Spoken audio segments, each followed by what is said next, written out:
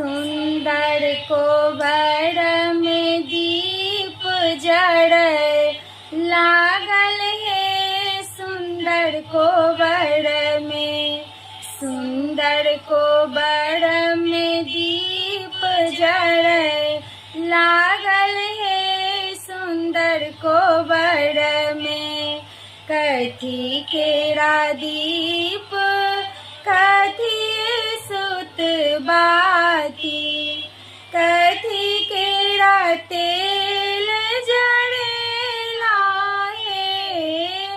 कथी केरा तेल जड़ै लागल हे। सुंदर कोबर में, सुंदर कोबर में दीप जड़ै लागल हे। सुंदर कोबर में सोना केरा दीप पटै सुत बाती, सरसों के तेल जड़ेला हे।